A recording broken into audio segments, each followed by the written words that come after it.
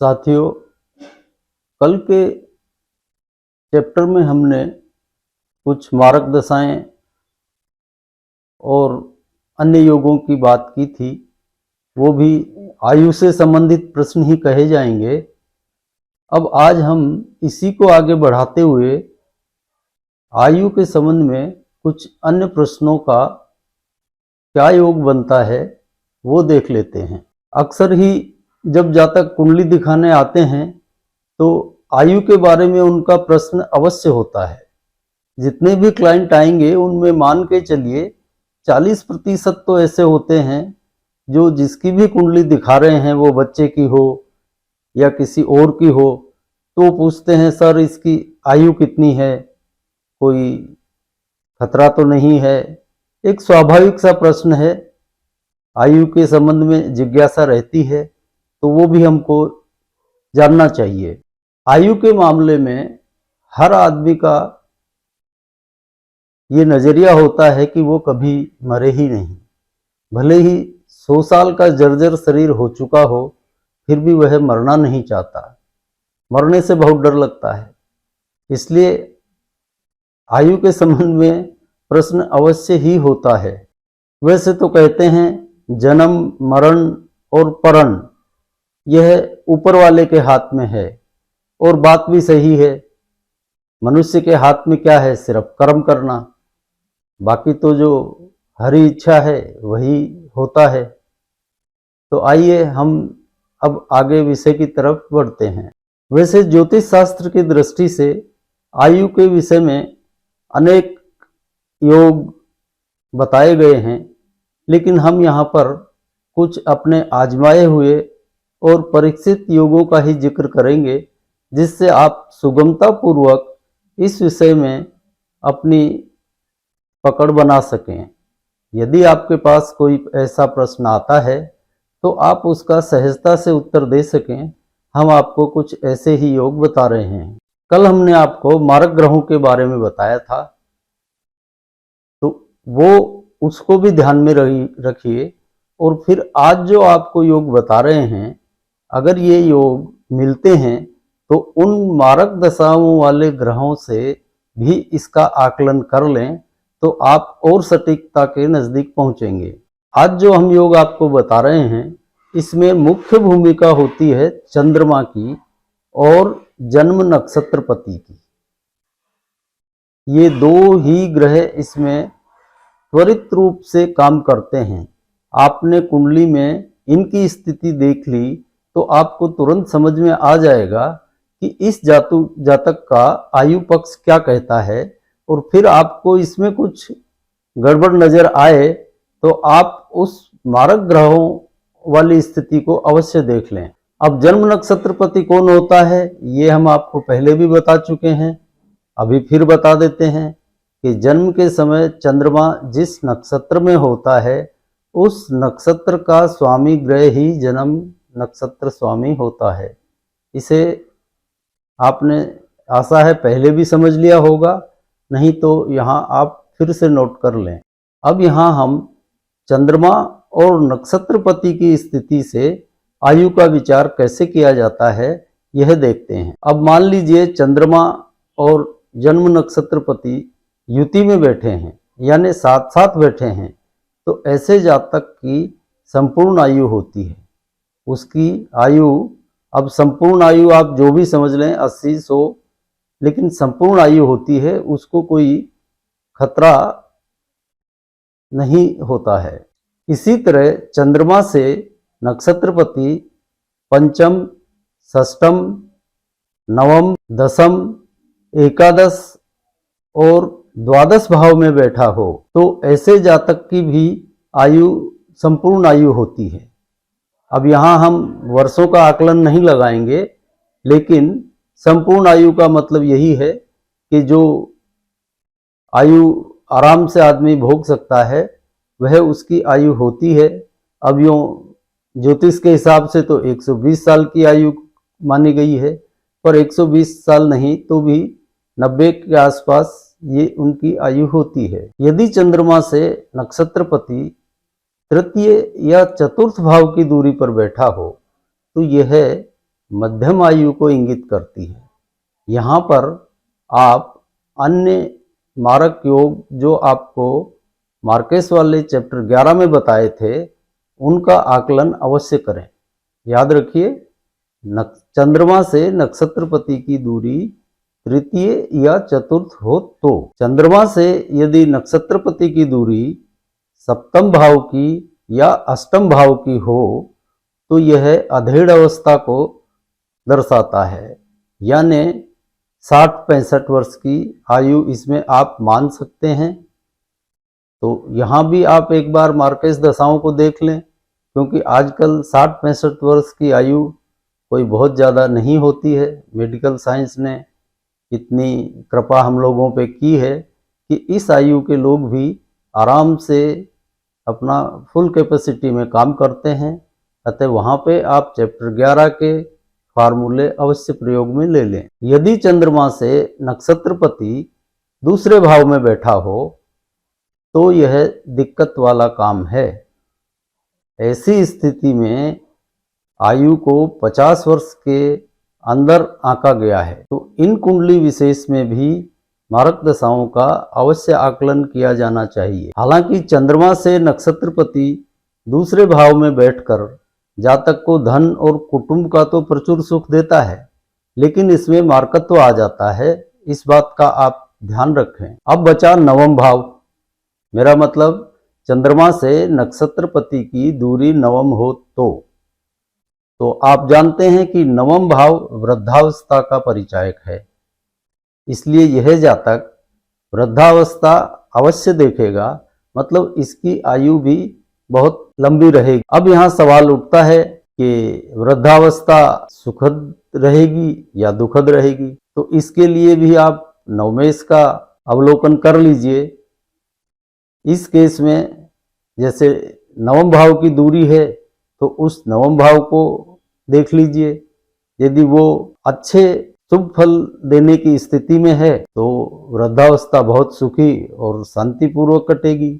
यदि वह तकलीफदायक अवस्था में है तो यहाँ पे दुखद रहेगी वृद्धावस्था। अभी तक हमने इस आयु के ही संबंध में चैप्टर 11 में मारक भावों का जिक्र किया, और आज इस चैप्टर में हमने अभी आयु के विषय में जाना। आपके पास कुंडली लेकर आने वाला जातक क्या प्रश्न पूछ बैठेगा यह आप नहीं जानते, और हर प्रश्न का उत्तर कुंडली के इन 12 भावों में ही समाया हुआ है।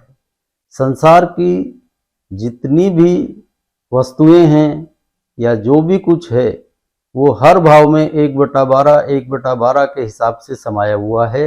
इसे हमें समझ लेना ही इसमें निष्णांत बनाएगा। और ऐसा दुनिया में कोई भी प्रश्न नहीं है जिसका ज्योतिषीय ढंग से उत्तर नहीं दिया जा सके। इसमें बस जरूरत है दृष्टि के फैलाव की। यदि आपने अपनी दृष्टि का दायरा विशाल कर लिया तो आपको हर प्रश्न का उत्तर मिलेगा, और रटंत विद्या से आपने जवाब देना शुरू कर दिया तो फिर जो आप जानते हैं उसी का उत्तर दे पाएंगे। फिर कोई ऐसा प्रश्न जिसका आपके पास जवाब नहीं है तो आप भी फिर वही करेंगे जो अन्य ज्योतिषी करते हैं। शनि मंगल करने से कोई तथ्य नहीं निकलता, इसलिए अपने दृष्टि को अंदर तक विस्तार दें उसको। आपने ज्योतिष को समझ को विस्तार दिया तो ये अथाह समुद्र है। जितनी आपकी कैपेसिटी हो इस अथाह समुद्र में उतने ही रत्न जवाहरात भरे पड़े हैं। आप चाहे जितने निकालिए वहाँ कम होने वाले नहीं हैं। और इस विद्या में कोई भी ये कहे कि मैं निष्णांत हो गया हूँ तो बहुत मुश्किल है। बहुत गूढ़ विद्या है। जितना आप इसमें गहरे डूबेंगे उतना ही गहरा पाएंगे। खैर, हम यहाँ बात कर रहे थे जातक द्वारा पूछे जाने वाले प्रश्नों की। तो इस विषय में ये मेरा अनुभव रहा है कि जो थोड़ी उम्र दराज लोग आते हैं, जिनको ये फिक्र हो जाती है कि अब सामने बुढ़ापा आ चुका है, उनके द्वारा ये प्रश्न अवश्य पूछा जाता है कि मेरा बुढ़ापा कैसा कटेगा, मेरा अंतिम समय कैसा कटेगा। तो आइए ज्योतिष की दृष्टि से हम इसी का उत्तर तलाश करते हैं। तो इस प्रश्न का उत्तर छिपा है कुंडली के तृतीयेश के ऊपर। ध्यान दीजिए, कुंडली के तृतीयेश के ऊपर कि जातक का अंत समय कैसा होगा, इस बात का उत्तर आपको जातक के तृतीयेश की स्थिति को देखकर लगेगा। अब इसके क्या फल होते हैं वो हम आपको यहाँ बता देते हैं। बाकी आप स्वयं भी अपनी दृष्टि को विस्तार दें, अपनी समझ से इसको और फैलाव दें, निश्चित ही आपको उत्तर मिलेगा। तृतीयेश यदि स्वराशि का यानी अपने ही भाव में बैठा हो तो अंत समय तक जातक बिल्कुल हृष्ट पुष्ट रहेगा, उसको कोई बीमारी और बुढ़ापा जनित रोग नहीं सताएंगे, बिल्कुल भला चंगा हट्टा कट्टा रहेगा। यह हमने आपको बताया तृतीयेश अपने ही भाव में यानी तृतीय भाव में बैठा हो उसका फल। अब यदि तृतीयेश चतुर्थ भाव में बैठा हो तो उसके क्या फल होंगे। ऐसी स्थिति में जातक अपने अंत समय में अपने कुटुंब परिवार के पास और उनके साथ ही रहेगा। ऐसा नहीं हो सकता कि उसको कोई वृद्धाश्रम में छोड़ आए या और कुछ कर दे, ऐसा नहीं है। वो अंत समय में अपने कुटुंबीजनों के साथ ही रहेगा।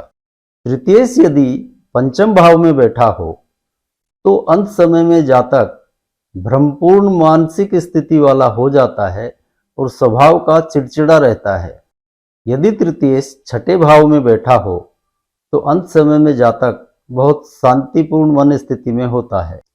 यदि तृतीयेश सप्तम भाव में बैठा हो तो जातक अंत समय में बहुत शांतिपूर्ण रहता है, उसकी आत्मा जागृत रहती है और किसी भ्रम में नहीं रहता।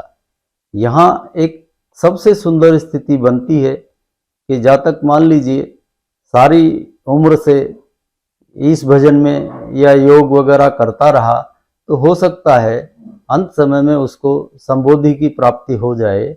यह एक बहुत सुंदर स्थिति होगी।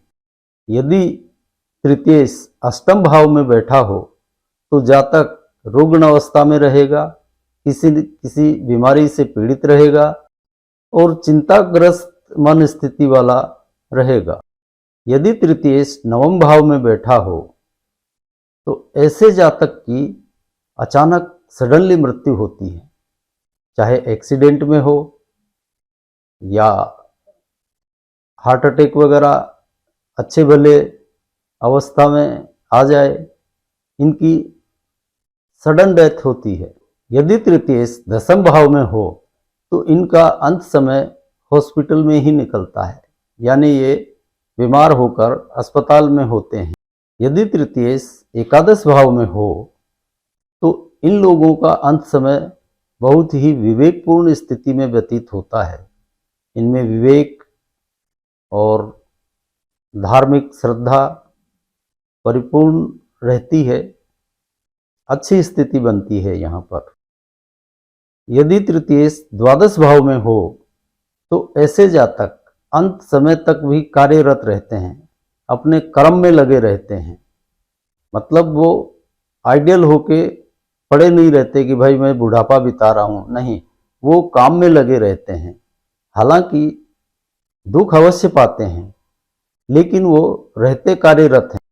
अब कारण कुछ भी हो सकता है दुखी रहने का, कि वो अपने काम के बोझ की वजह से दुखी हैं या और कुछ हैं, लेकिन कार्य में ये लगे। यदि तृतीयेश लग्न भाव में ही बैठा हो तो इन लोगों की आशाएं इच्छाएं बहुत बलवती होती हैं और इनको अंत समय में इस बात का बहुत मलाल रहता है कि मेरी ये आशाएं इच्छाएं पूर्ण नहीं हुई और अफसोसजनक स्थिति में रहता है, वो संतुष्ट नहीं होता।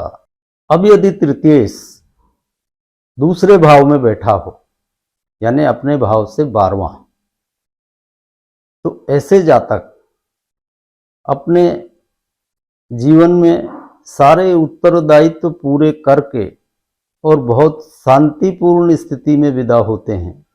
वो अपने सारे कर्म कर चुके होते हैं, जो भी उनके दायित्व हैं, कोई उनका दायित्व वो पेंडिंग छोड़कर नहीं जाता और इस संसार से शांतिपूर्वक और आनंदपूर्वक विदा लेते हैं।